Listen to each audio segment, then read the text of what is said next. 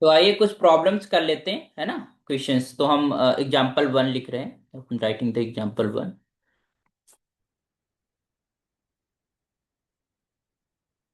So let T1 and T2 be two linear transformation. I'm just writing here.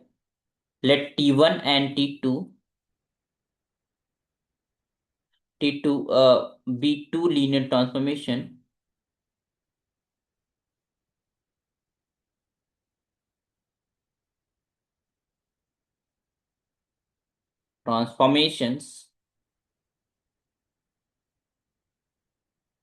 from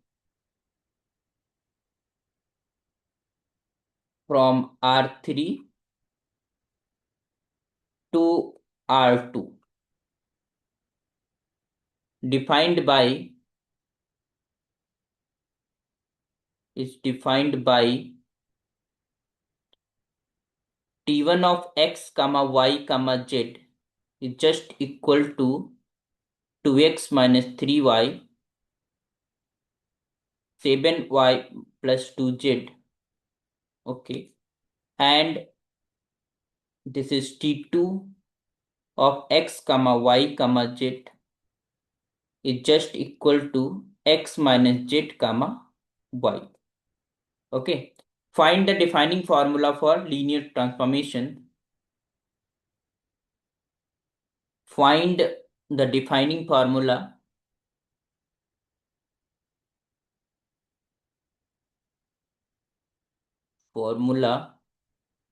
for linear transformation.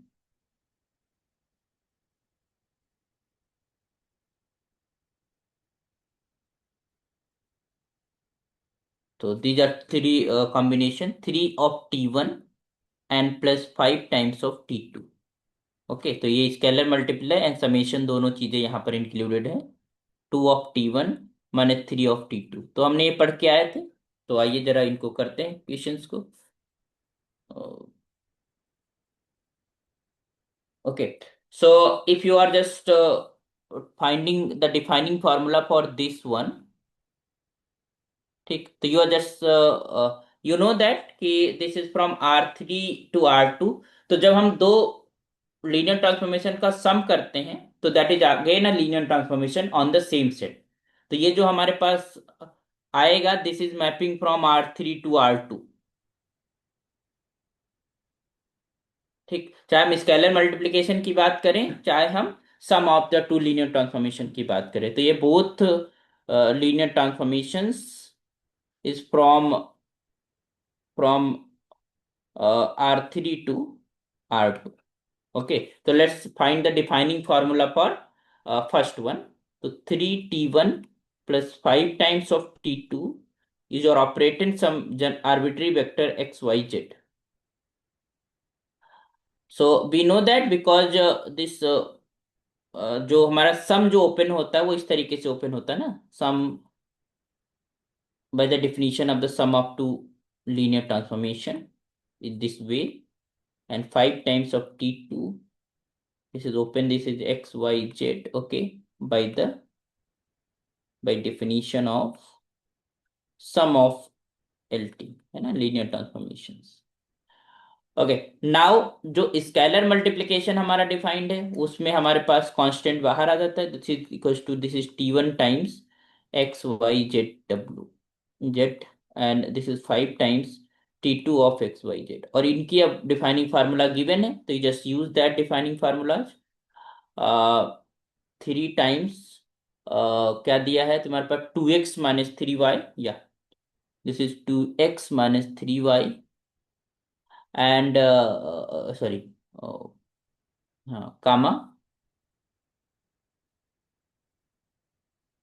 हाँ कामा, तुम्हारे पास दूसरा है 7y plus 2z, 7y plus 2z ये है, and plus this is 5 times दूसरा formula x minus z, अब आप इनको ऐड कर दीजिए, मल्टीप्लाई कर दिए तो सबसे मल्टीप्लाई कर तो 3 to this हो जाएगा 6x minus 9y, and this is 21y, and plus का 6z, ये हो गया, प्लस का यहाँ पर हो जाएगा 5x -5 का जेड एंड कामा 5y। अब आप इनको ऐड कर दीजिए। तो this will B 6x plus 5x, you will have 11x, 9y minus का 9y and minus का 5z, comma 21y and plus this will be 26 of y and plus का 6z। तो this is the defining formula for the first one, है ना? This is 3t1 plus 5t2। Similarly, you can just also calculate for the defining formula for the next one। Okay, so 2 times of t1 minus 3 times of t2 of xy। Okay, तो you just calculate by self, इसको आप खुद से कर लीजिएगा। जी okay, sir.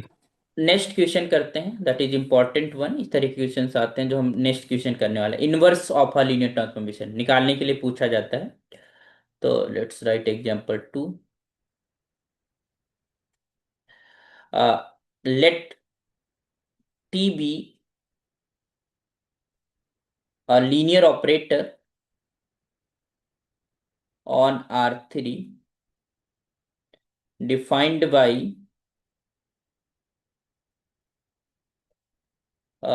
t of x y z is just equal to 2x 4x minus y, okay, and that is we have 2x plus 3y and minus of z, okay, and so that t is invertible। पहली बात तो ये check करना है कि वो invertible है कि नहीं, is invertible.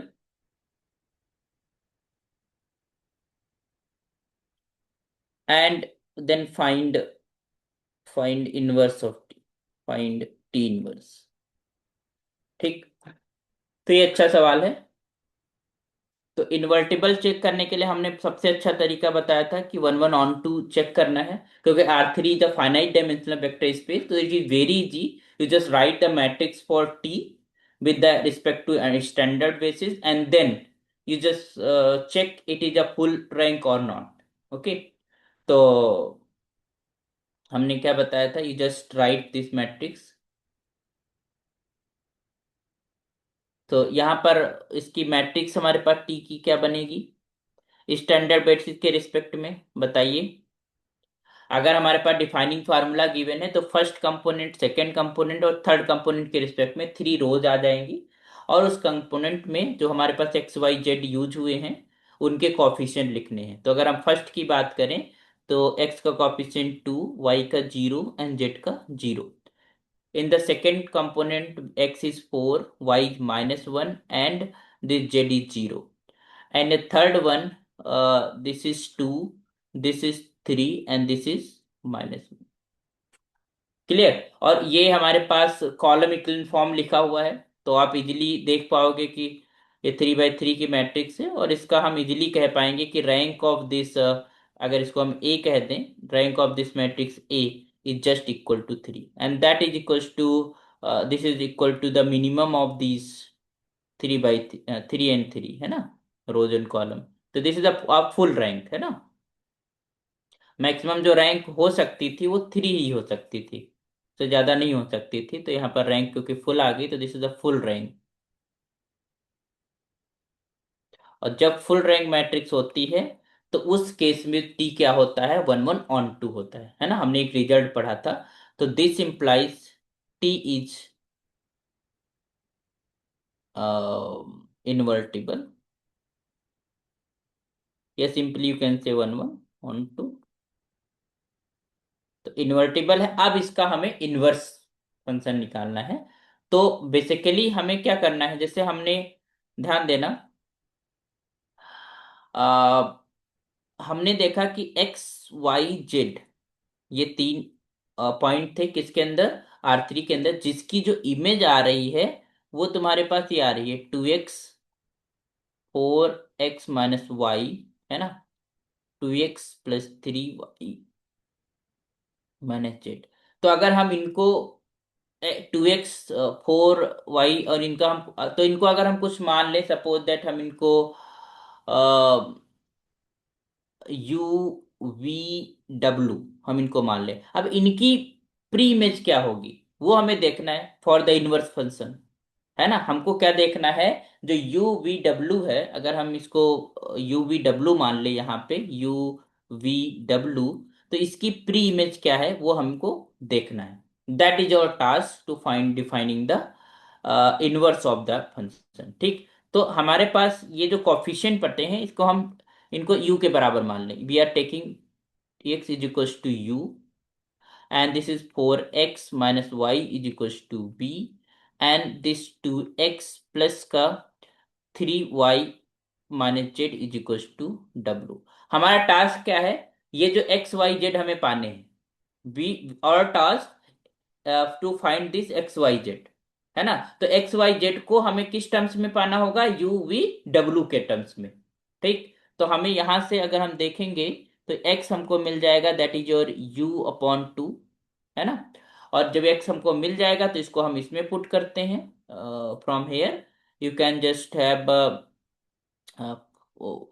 4 4 times u upon two minus का y is equal to v। तो from here you get this y is just equal to 2 times u minus का v। क्लियर। तो दिस इज फॉर y, ये y के लिए मिल गया। अब y का हमको u और v के टर्म्स में, हमारा टास्क है x y z को निकालना in terms of u v w। हम इनको पहले इस तरीके से मान लेंगे, this first slot is equal to u, this is v and w। तो यहाँ u v w is belonging to the codomain, है ना, जो हमारे पास है। So we are just taking this one. अब इसमें हम इससे हम निकालते हैं, तो यहां पर हम रखते हैं, दिस इज 2x, इसका मतलब है u, plus 3 times of 2u minus v, and minus z is just equal to w। तो यहां से क्या मिलेगा, this is u plus 6 times u minus का 3 टाइम्स v माइनस का z is equal to w। तो यहां से हमारे पास आएगा 6 और 7 टाइम्स u हो जाएगा, माइनस का 3 टाइम्स v, और इसको इधर ले लो तो w is just equal to z. तो जेड बराबर ही आ गया। तो दिस इंप्लाइज कि जो हमारे पास यू वी डब्ल्यू होगा, उसकी जो प्री इमेज आएगी, that is the inverse image you can say, वो तुम्हारे पास क्या होगा, एक्स की जगह पर हम जो लिखेंगे that is your you by two, और y की जगह पर लिखेंगे this is 2u minus we, और जो z है that is 7u minus 3v and minus w। तो इसको अगर हम कह दें दिस इज टी इनवर्स, अगर इसमें एक्स वाई जेड के फॉर्म में लिखना चाहो तो you can just replace u v w with this x Y Z. तो this will be x by two, this is 2x minus Y, and this is your 7x minus का 3y and minus of Z.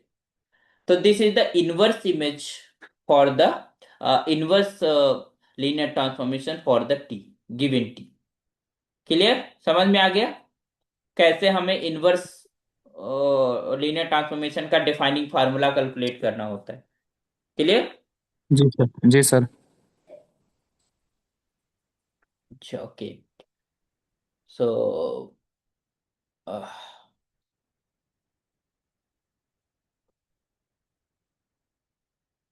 एक सवाल और करते हैं, just write this one.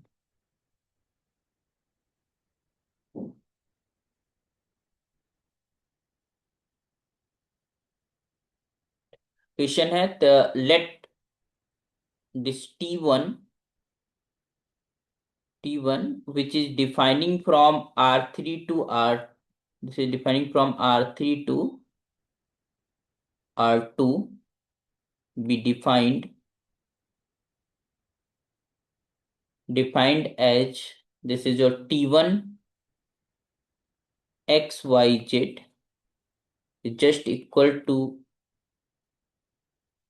3x minus का 4y minus 2z, okay। And T2, which is from R2 to R2, be defined as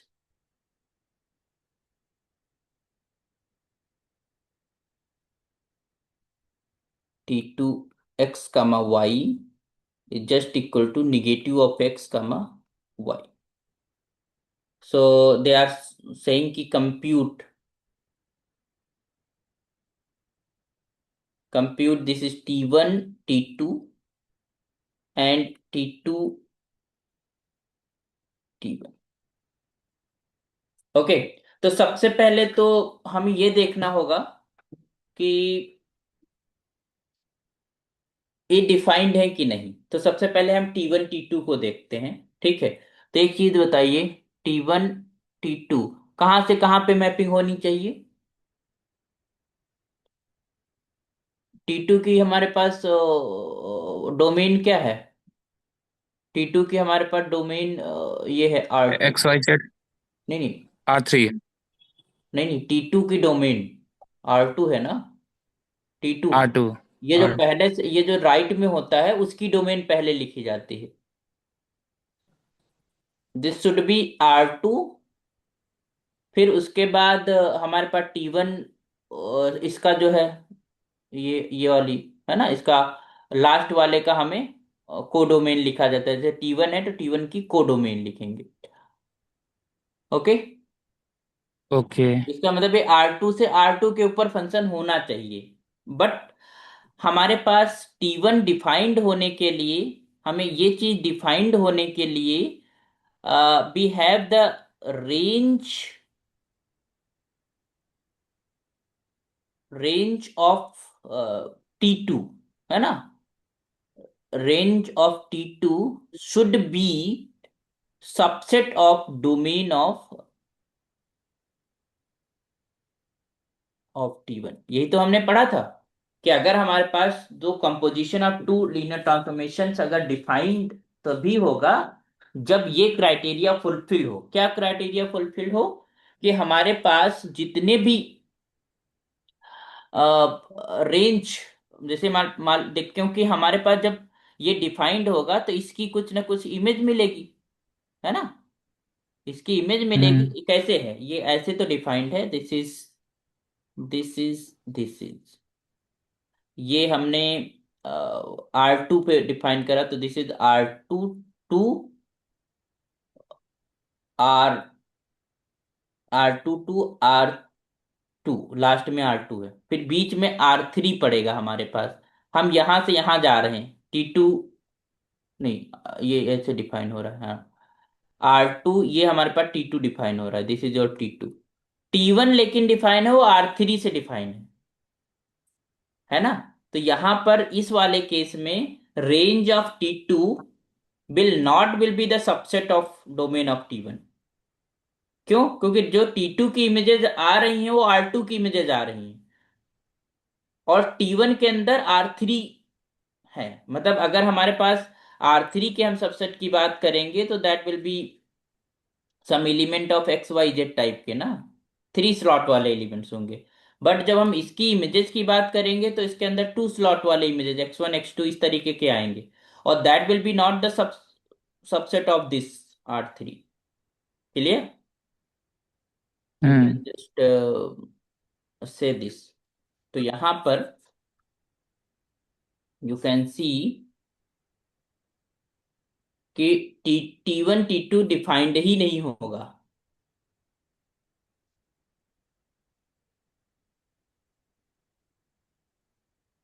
hair this, इसको ऐसे ऐसे लिखोगे यहाँ पे, इसको ऐसे लिखो। हाँ, since since range of T2, ठीक है, will not the subset of domain of T1। तो this implies this T1 T2 is not defined,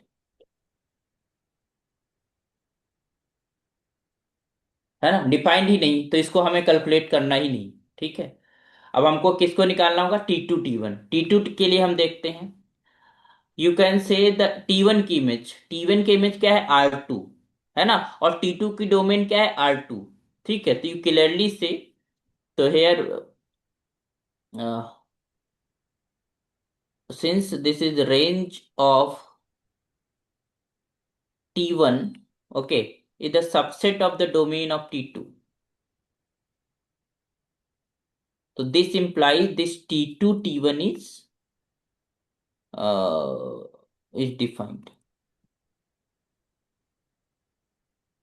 Got it? And that will be a linear transformation. तो हमारा जो टास्क रहेगा इसका defining formula calculate करना, this is your T2 T1 only. अब T2 T1 कहाँ से कहाँ पे होगा, बताइए जरा, इसका इसका डोमेन बताइए, T2 T1 की कहाँ से कहाँ पे होगी इसकी मैपिंग। T1 की हमारे पास डोमेन क्या है, T1 की डोमेन R3, R3 है। है ना, और T2 की को डोमेन क्या है, R2। तो this mapping from R2। R3 से R2 के ऊपर है। हम्म। ठीक है, तो इसका डिफाइनिंग फार्मूला चाहिए, तो this is T2 of T1 of R3, मतलब XYZ टाइप का कोई मेंबर हो, एलिमेंट। ठीक, अब सबसे पहले तो हमारे पास T1 इसके ऊपर ऑपरेट होगा, तो this is your XYZ gives, and this is your T2, और T1 XYZ का वैल्यू हमने क्या लिख रखा है यहाँ पे,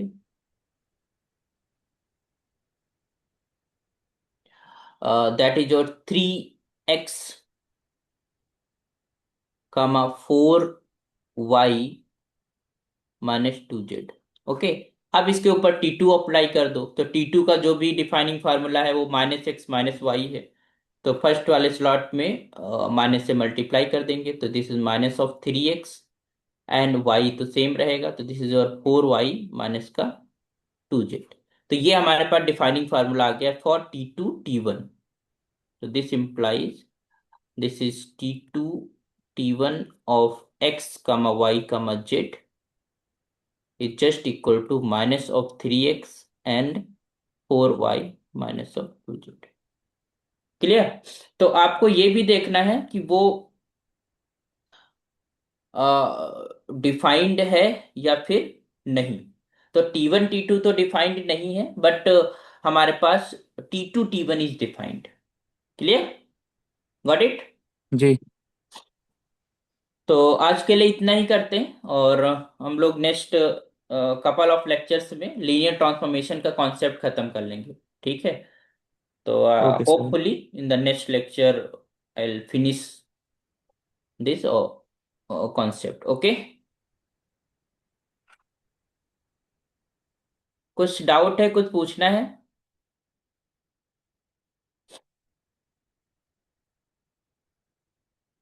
कौन जी, नो क्लियर है सर। चीजें? हाँ सर, क्लियर है। ओके, तो इसके ऊपर आप क्वेश्चंस करिए और अपने कॉन्सेप्ट को क्लियर करिए। ठीक है।